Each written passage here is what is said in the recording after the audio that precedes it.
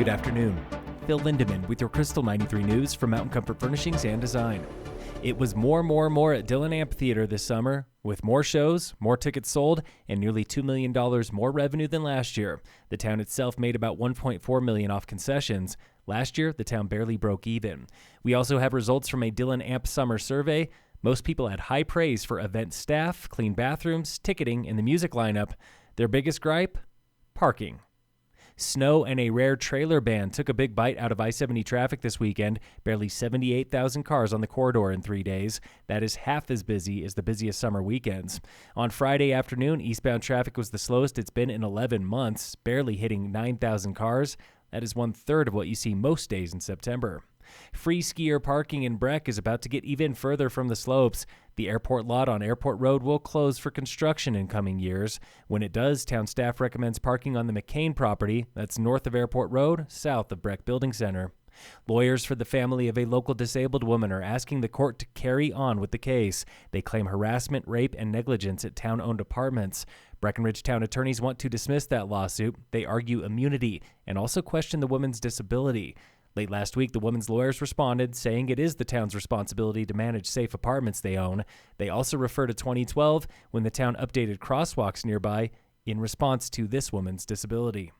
Meanwhile, the town of Breck is reviewing its ADA transition plan, making town friendlier and more welcoming to people with disabilities. This includes outreach and funding for ADA projects. Says a town memo, this is not just a requirement, it is a critical document to create a more accessible Breckenridge.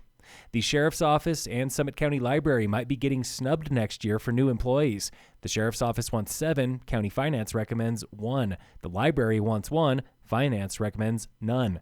Tomorrow, County Commissioners review that new hire budget. Welcome back to Rock Knowledge with Geo Joe Newhart, resident geologist at Friends of the Dillon Ranger District. Today, Geo Joe is investigating a mystery on the upper Colorado River. These mountains that we live in were formed about 66 and 42 million years ago. You go up to Kremling, and the Colorado River cuts right through it.